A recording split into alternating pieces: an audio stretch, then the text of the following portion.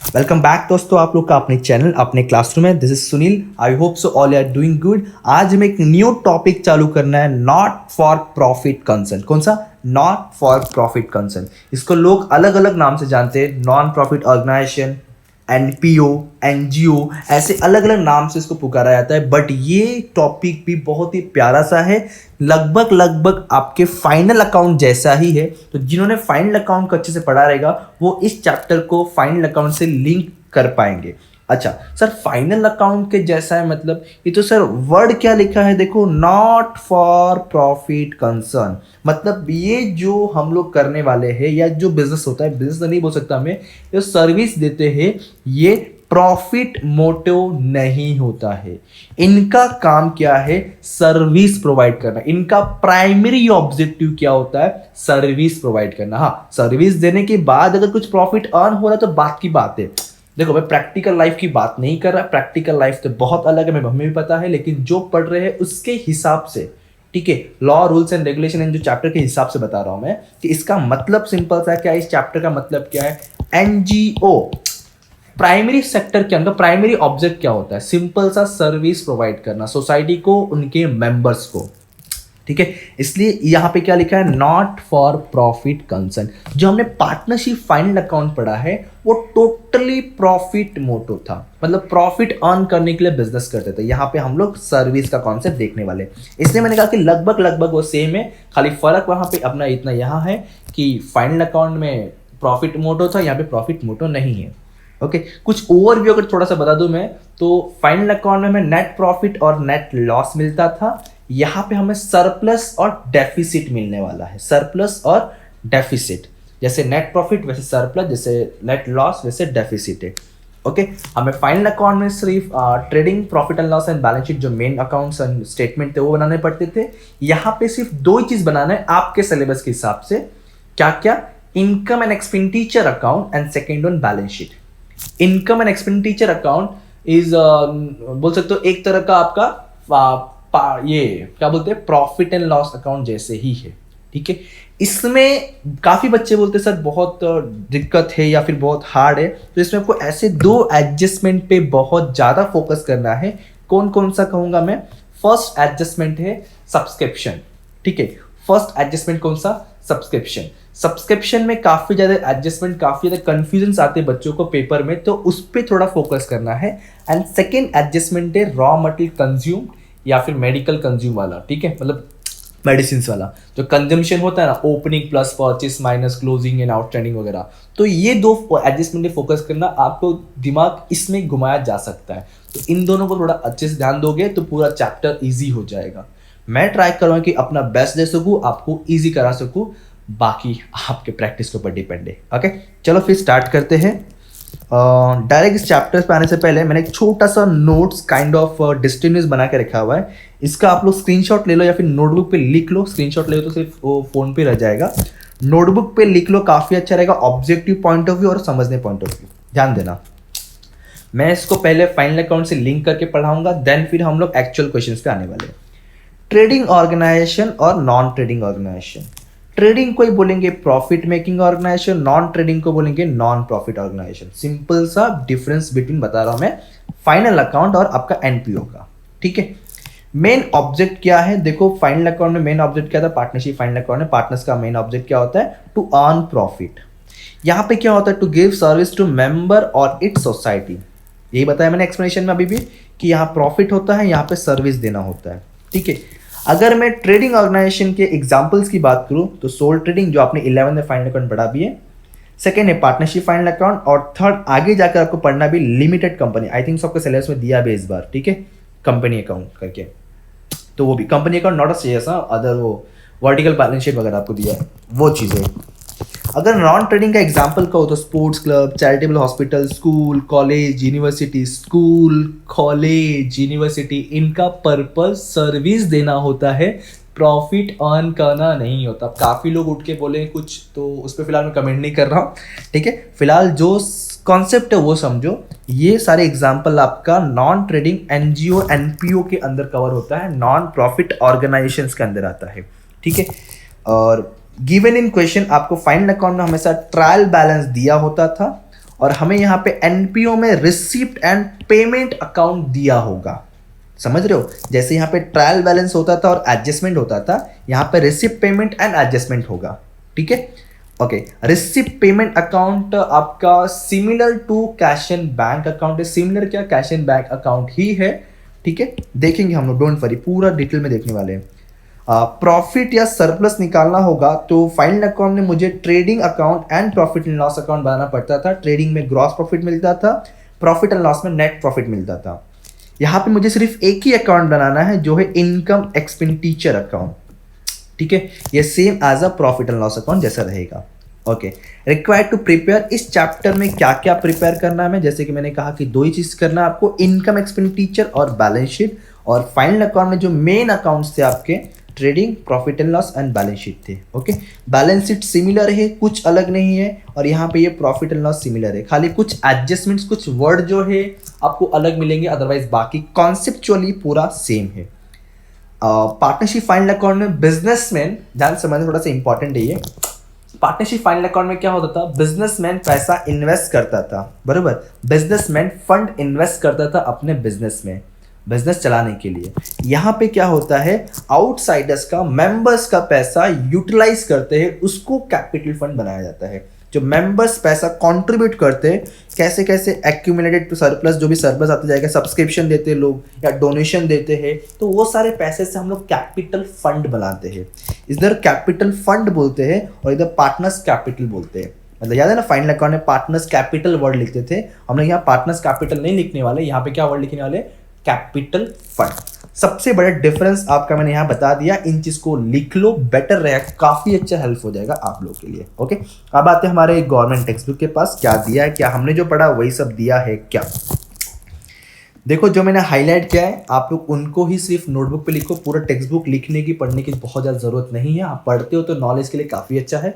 अगर मैं exam point of view कहूँ तो जो हाईलाइट किया, अगर वो सारी चीज़ें आपके माइंड में रहेगा तो काफ़ी अच्छा है। ठीक है, देखो लिखा है वहाँ पे, ट्रेड ऑर्गेनाइजेशन मेन ऑब्जेक्ट, जो मैंने चीज़ें वो डिस्टिंग्विश में बताया ना, आपको वही चीज़ें यहाँ देखने मिलने वाला है। देख लीजिए, आप पूरा वही मिलेगा आपको। ठीक है, फीचर्स दिया है, प्राइमरी ऑब्जेक्टिव क्या होता है। हाँ, इसमें एक चीज़ दिया है कि members of concern can not got the dividend, it is prohibited. Prohibited का मतलब है स्ट्रिक्टली मना है, डिविडेंड नहीं मिलेगा मेंबर्स को। हाँ, शेयर्स होता है बट डिविडेंड नहीं मिलेगा। ओके, बाकी चीज़ देख लीजिए आप, नॉर्मल है ये सब, इतना थ्योरी के लिए मैं टाइम वेस्ट नहीं करने वाला। हाँ, रिसिप्ट एंड पेमेंट अकाउंट, ये क्वेश्चन में दिया होगा बट होता क्या समझना आपके लिए इंपॉर्टेंट है। आपने 11 में पढ़ा रहेगा cash and bank account, double column cash book, single column cash book, triple column cash book, ठीक है, पेटी कैश बुक, तो वही कैश बुक आपको यहाँ पे क्वेश्चन में दिया होगा। इसी को हम लोग सेकेंड टाइम से बोला गया है रिसिप्ट एंड पेमेंट अकाउंट। वैसे तो इसके अंदर डायरेक्ट मेथड, इनडायरेक्ट मेथड भी होता है। और हाँ, एक चीज़ और बता दूँ, इसको ना सेक्शन 8 कंपनी भी कहा जाता है। क्या कहा जाता है, सेक्शन 8 कंपनी भी कहा जाता है। तो गूगल पे मैं सर्च करके बताता हूँ, क्या वही है क्या, एनपीओ एनजीओ को सेक्शन 8 कंपनी कहते हैं क्या, मैं आपको दिखाता हूँ। देखो, सेक्शन 8 कंपनी, देखो आ गया, देखते हैं, लेट्स सी, क्या उसी को बोलते हैं। यहाँ क्या लिखा हुआ है बोल्ड में, section 8 company is a company that is license under section 8 of companies act 13 the act. Know the section 8, इसमें डिटेल में आपको ना कहीं तो दिया था, समझाता हूँ मैं, बताने का पर्पज़ ये है कि इसी को, हाँ ये देखो, इसमें देखो, यहाँ पे क्या देखो, The Companies Act defines the Section 8 company as one whose objective is to promote field as art, commerce, science, research, education, sports, charity। वही देखा ना हमने वहाँ पे environment। इनका टोटली फोकस क्या होता है, सर्विस देने के लिए। देखो लिखा है नॉन प्रॉफिट ऑर्गेनाइजेशन, ठीक है, टोटली चैरिटेबल ऑब्जेक्टिव होता है, non minimum share capital, liability limited, ये सारी चीज़ें देख सकते हो। पूरा का पूरा आपका सेक्शन 8 कंपनी के बारे में इंफॉर्मेशन दिया हुआ है। तो इसी को एनपीओ को ही हम लोग सेक्शन 8 कंपनी भी कहते हैं, याद रखना। ठीक है, ओके। रिसिप्ट पेमेंट क्या होता है, आपके बिजनेस में कितना पैसा रिसीप्ट हुआ, मतलब आया, कंसीन हुआ, आया, ऐड हुआ, वो।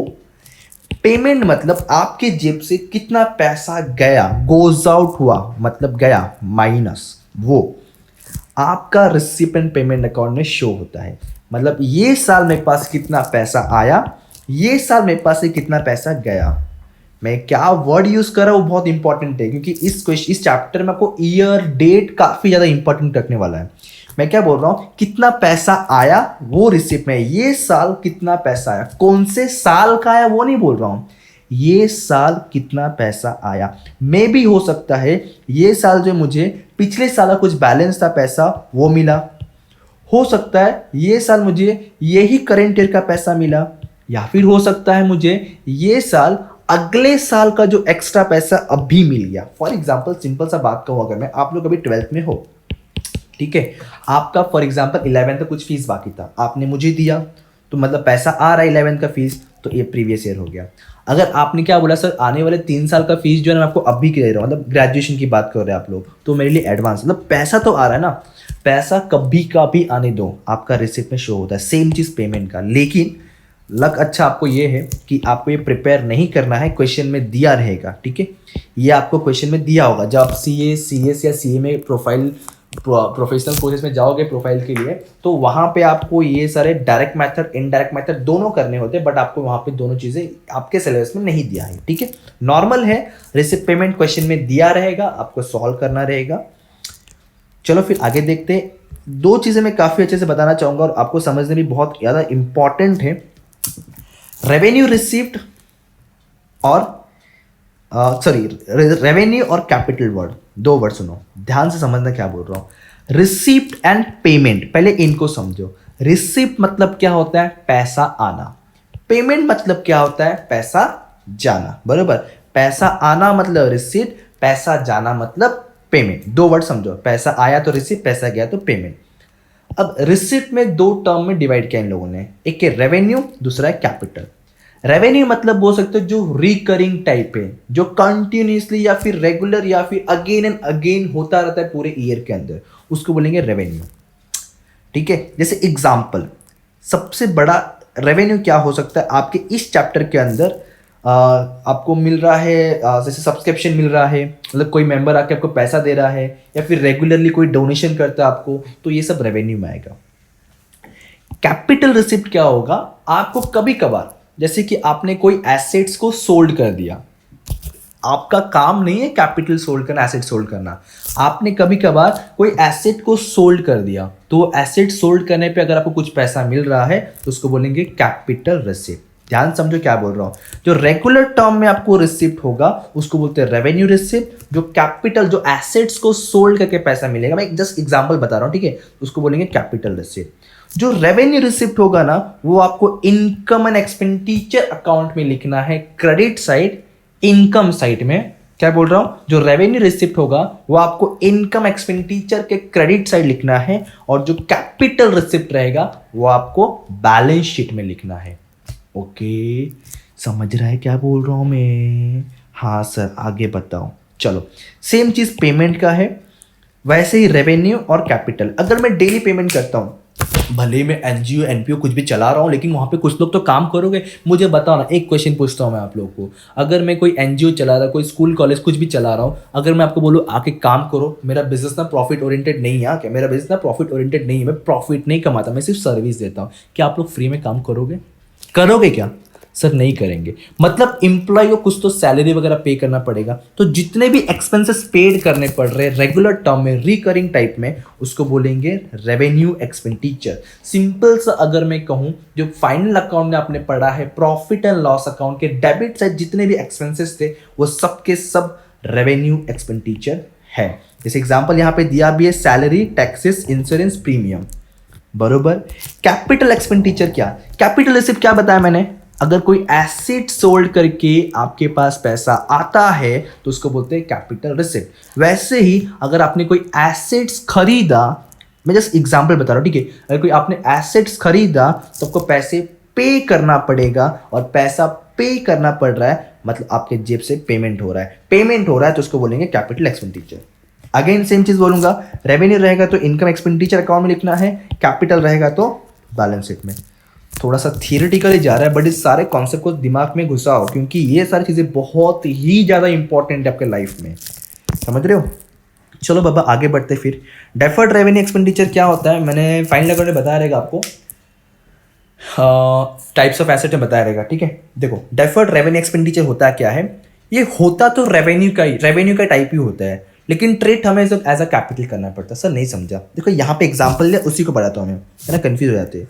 Advertisement expenditure paid 30,000 is for 3 year. मुझे बताओ ना, एडवर्टाइजमेंट कौन सा एक्सपेंडिचर होगा, रेवेन्यू होगा या कैपिटल होगा? सर सिंपल सा रेवेन्यू की प्रॉफिट लॉस का डेबिट में दिखता है अपना, तो ये रेवेन्यू एक्सपेंडिचर तो है, लेकिन ये कितने साल के लिए पेड किया हुआ है? 30,000 कितने साल के लिए पे किया है? 3 साल के लिए, मतलब 2 साल का प्रीपेड बोल सकता हूँ एक तरह का मैं। तो जो एक्स्ट्रा अमाउंट मैंने पे किया है ना, इसी को बोलते हैं डेफर्ड रेवेन्यू एक्सपेंडिचर। जो है रेवेन्यू, बट ट्रीट हमें एज अ कैपिटल करना पड़ता है। 3 साल तक ये राइट ऑफ होते चलेगा। पहले साल दिखेगा 30,000, जैसे पहले साल खत्म तो 10,000 राइट ऑफ, तो दिखेगा 20,000, फिर वापस जैसे सेकेंड साल 10,000, फिर लास्ट ईयर में 0 हो जाएगा। इस तरह से डेफर्ड रेवेन्यू एक्सपेंडिचर होता है, ठीक है। ओके आपको इतना ही फिलहाल इसमें पढ़ना है, बहुत ज़्यादा दिमाग में मत खराब करो। हाँ, आपको ये क्वेश्चन में गिवन होगा हमेशा, मैंने कहा कि as a cash in bank account है, आपको हमेशा क्वेश्चन में दिया होगा, आपको सॉल्व करना होगा। यहाँ पे करेक्शन कर लो, इधर रिसिप्ट नहीं इधर पेमेंट आएगा, ठीक है। अच्छा एक चीज़ और सुनो, क्या सुनाओ सर? 1 मिनट। हाँ बराबर, अगर डेबिट में जितने भी चीज़ें दिए होंगे ना, रिसिप्ट साइड में ध्यान समझो, रिसिप्ट साइड डेबिट में जितने भी चीज़ें दिए होंगे ना आपको, वो सब के सब या तो इनकम में लिखना है या तो लायबिलिटी में। कनेक्ट करो ट्रायल बैलेंस से, मैंने ट्रायल बैलेंस में एक्सप्लेन किया था कुछ ऐसे ही, ठीक है। क्या बोल रहा हूँ मैं, रिसिप्ट साइड में डेबिट साइड में जितने चीज़ें दिए होंगे वो सब के सब आपको या तो इनकम में या तो लायबिलिटी में लिखना है। सब चीज़ें लिख के रखो, जो मैं ओरली बता रहा हूँ, मैंने नोट्स फिलहाल बनाया नहीं है, बट डोंट वरी मैं आपको बना के दूंगा, ठीक है। बट फिलहाल के लिए क्या लिख के रखो कि रिसिप्ट साइड में जो भी चीजें हैं वो आपको इनकम या फिर लायबिलिटीज में लिखना होता है, और पेमेंट वाले चीजें या तो एक्सपेंसेस या तो एसेट्स में लिखना होता है, उल्टा होता है, ठीक है। समझ रहे हो ना? एक्सेप्शन केस थोड़े बहुत अलग रहेंगे, बात अलग है। जैसे फाइनल अकाउंट था ना, आरडीडी वाला पार्ट, ओल्ड आरडीडी क्रेडिट में दिया होता बट फिर भी डेबिट में लिखते थे, वैसा कुछ, ठीक है। वैसे तो वो डिडक्ट होकर वही होता था, बट ठीक है फाइन। आपको ये क्वेश्चन में दिया होगा, आपको इसमें से उठा करके income expenditure and balance sheet में पुट करना होता है, ठीक है। ये चीज़ें क्या है हम लोग पढ़ेंगे, इससे पहले मैं कुछ टर्म्स जो इस चैप्टर में नए हैं, जिसके बारे में आप शायद जानते भी हो कि नहीं भी जानते हो, उसके बारे में डिस्कशन कर लेते हैं। ये पीएफ के बारे में बाद में डिस्कस करेंगे हम लोग। ये देखो, ये वाला बनाना है हमें, इनकम एक्सपेंडिचर अकाउंट, और ये में किधर गया, हाँ आ जाओ कैपिटल फंड में। मैंने बताया ना, जैसे आपका कैपिटल होता है वैसे कैपिटल फंड, जो चीज़ मैं हाईलाइट करके दे रहा हूँ उनको आप एज अ 1 सेंटेंस नोटबुक में लिख के रखो, क्योंकि अगर 1 सेंटेंस पूछता है तो आप इस चीज़ों को लिख सकते हो, इतना ही खाली, ठीक है। ओके, ये वाला बैलेंस शीट बनाना है हमें। आउटस्टैंडिंग एक्सपेंसेस क्या होता है पता है यार आपको, प्रीपेड एक्सपेंस क्या आता है वही पता है ना, बैलेंस शीट वाले पर फाइनल अकाउंट में था आपका। हाँ सब्सक्रिप्शन सुन लो, थोड़ा सा और सुन लो यार, अच्छा हो जाएगा, भला हो जाएगा, क्योंकि थ्योरी है लेकिन जाना चाहिए दिमाग में। Subscription received in advance, outstanding subscription, इन दोनों को जानने दो, पहले सब्सक्रिप्शन सुनो। यहाँ क्या लिखा है, subscription is a revenue income of not for profit concern, subscription may be given periodically, all members have to pay subscription regularly. अगर एक ना माइंड में ना आपके सामने ना ऐसा विजुअलाइजेशन करो जिम का, ठीक है। जो जिम ज्वाइन करता है उसको मंथली एक अमाउंट पे करना पड़ता है, बराबर, एक अमाउंट पे करना पड़ता है। वो क्या कर रहा है, सब्सक्रिप्शन पे कर रहा है, बराबर। अगर वो सब्सक्रिप्शन पे नहीं करेगा तो उसको जिम के अंदर जिम करने का अलाउड नहीं होगा, सिंपल सा कॉन्सेप्ट है। सेकेंड एग्जाम्पल लो, आप अगर जो टेलीविजन यूज़ करते हो तो केबल एक्सपेंसेस या फिर जो भी है, ठीक है, अब वो पे करते हो, इंटरनेट वाईफाई आपने कनेक्ट किया हुआ है तो आपको सब्सक्रिप्शन पे करना पड़ता है, अदरवाइज आप यूज़ नहीं कर सकते। आप कोई स्पोर्ट्स क्लब ज्वाइन करते हो तो सब्सक्रिप्शन पे करना पड़ता है। हो सकता है कि आपने बोला कि पूरे साल भर के लिए एक साथ ले लो, लेकिन सब्सक्रिप्शन तो पे किया ना। तो सब्सक्रिप्शन उस एनजीओ के लिए, उस एनपीओ के लिए क्या होता है, इनकम होता है। और हमें एज अ मेंबर नहीं, हमें एज अ एनपीओ सोचना है कि हम एनपीओ है, हमारे मेंबर्स ने हमें सब्सक्रिप्शन दिया, रेगुलरली मिलता रहता है, मंथली जैसे भी हो, तो वो अपने लिए क्या होगा, इनकम होगा, ठीक है। डेप्रिसिएशन पता है, कैपिटलाइजेशन ऑफ एंट्रेंस फीस। देखो एंट्रेंस फीस क्या होता है, नाम से समझ रहा है, मुझे अगर उस एनजीओ में, उस एनपीओ में एंट्री लेना है तो उसके लिए मुझे कुछ एंट्रेंस फीस पे करना पड़ेगा। होता है ना, कभी किसी प्रोग्राम में जाना है तो बोलते हैं एंट्री फीस पे करो, बराबर, एंट्री फी पे करना है, तो वो एंट्री फी जो कलेक्शन हो रहा है वो हो गया आपका एंट्री फीस। ठीक है, इसमें दो तरह के एंट्री फीस बोला गया है, जनरल एंट्री फीस और कैपिटलाइज एंट्री फीस। अगर कैपिटलाइज वर्ड दिया है ना कि कैपिटलाइज एंट्रेंस फीस, तो आपको क्या करना है, कैपिटल फंड जो लायबिलिटी में लिखा होगा ना उधर जाके इस तरह से एंट्रेंस फीस कर लिखना है। ठीक है, मतलब सिंपल सा कैपिटल फंड में ऐड करना है। जब हम लोग सम्स करेंगे उसमें और भी क्लियर हो जाएगा। फिलहाल के लिए सारे थ्योरी चीजें समझ लो, इन जो हाईलाइट किया है इनको अपने नोटबुक में लिख लो। ठीक है, देखो वर्ड क्या लिखा है, entrance fees are the fees paid by the person who intend to become a member of the organisation. वही है ना, मेंबर बनना है तो उसके लिए एंट्रेंस फीस पे करना पड़ेगा।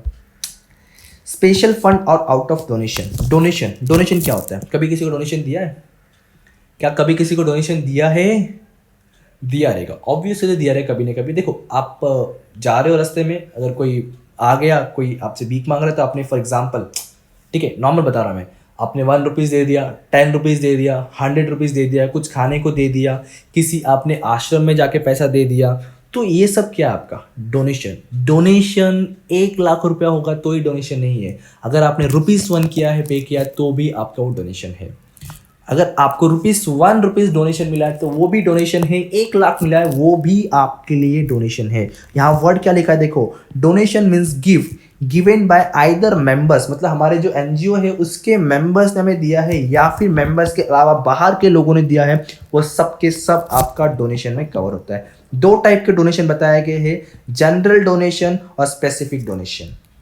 अगर कोई एक पर्सन आता है बोलता है सर ये लो पैसा, सर ये लो पैसा, आपको जो करना है करो, और फिर कुछ बताया नहीं, सिर्फ डोनेशन बोल के दे दिया, तो वो आपका जनरल डोनेशन बन गया, जिसके बारे में मतलब वो पैसा कहाँ यूज करना है वो स्पेसिफाइड नहीं है। लेकिन इन्वेस्टर आया बोला सर ये लो पैसा, लेकिन आपको ना ये पैसा वो बिल्डिंग बनाने के लिए ही यूज करना है। क्या बोला, ये लो डोनेशन, लेकिन ये पैसा सर आपको सिर्फ वो बिल्डिंग बनाने के लिए ही यूज करना है। मतलब वो डोनेशन स्पेसिफाइड हो गया कि बिल्डिंग के लिए ही यूज होगा, उसको बोलते हैं बिल्डिंग फंड, तो उसको बोलेंगे स्पेसिफाइड डोनेशन। देखो यहाँ लिखा है donation are some time given for a specific purpose, purpose fix हो गया तो उसको बोलेंगे, देखो एग्जांपल भी दिया, donation for building fund, donation for prize fund, prize देने के लिए, स्पोर्ट्स खिलाने के लिए। तो अगर कोई donation specified activity, specified purpose fix है तो उसको बोलेंगे स्पेसिफाइड डोनेशन, एंड जिसका कोई स्पेसिफिकेशन नहीं है उसको बोलेंगे जनरल डोनेशन। ओके, एक लास्ट कॉन्सेप्ट पे शायद मैं आ रहा हूँ, लास्ट है, सेकंड लास्ट है, स्टॉक ऑफ स्टेशनरी। ये मैं क्वेश्चन के साथ ही बताऊंगा, अभी फिलहाल नहीं बताऊंगा, बहुत बोर हो जाओगे already. Life membership fees find out करना है। लाइफ मेंबरशिप फीस क्या होता है, अगर पूरे लाइफ टाइम के लिए मैं इसमें ज्वाइन होना चाह रहा हूँ तो लाइफ मेंबरशिप फीस पे करना पड़ेगा। लाइब्रेरी में दिखता है ये तो ठीक है। इसमें एक चीज़ था जो आपको शायद दिया नहीं है, लेगेसीज कहीं दिया है क्या, चेक करो, मेरे ख्याल से कहीं देना होना चाहिए। इनकी लेगेसीज एक आपका था, मुझे मिला नहीं कहीं, हाँ ये देखो इधर इधर इधर। Legacy means gift received under the will. सुना है कभी लेगेसीज के बारे में? सुनो, कोई एक पर्सन है, ठीक है, उसके डेथ से पहले उसने क्या किया, डेथ से पहले एक विल रेडी किया, एक डॉक्यूमेंट रेडी किया। जस्ट एग्जाम्पल, ये पर्सन है, इसने क्या किया, डेथ के पहले ही एक डॉक्यूमेंट रेडी किया, ठीक है, विल रेडी किया, और उसमें लिख दिया कि मेरे डेथ के बाद जो मेरा प्रॉपर्टी है वो सो एंड सो एनजीओ के पास चले जाएगा ऑटोमेटिकली। तो अब जैसे इसका डेथ हो जाता है, जैसे ये बंदे का डेथ हो जाता है, इसकी जितनी भी प्रॉपर्टी है वो सब के सब इस एनजीओ के नाम है। अपने मूवी से बहुत देखे रहेंगे, ठीक है, तो सब के सब इसके नाम हो जाते हैं, तो उसी को बोलते हैं लेगेसीज। तो क्या वर्ड क्या लिखा है, आपको ध्यान से पढ़ो। यहाँ पे लिखा legacy means gift received under a will on the death of a donor. समझ रहे हो? तो डोनर जितना भी डोनेशन कर रहा है वो सब ऑटोमेटिकली चले गया आपका, इसको बोलते हैं लेगेसीज। ठीक है, वो भी आपका जनरल और स्पेसिफिक हो, बट ठीक है, इतना क्लियर है आपको। फिलहाल आज के लेक्चर का इतना ही समझना है, बाकी चीज़ें हम लोग नेक्स्ट लेक्चर समझेंगे। खाली फॉर्मेट देख लो अभी आप लोग, आपको फॉर्मेट अब सेम लगेगा।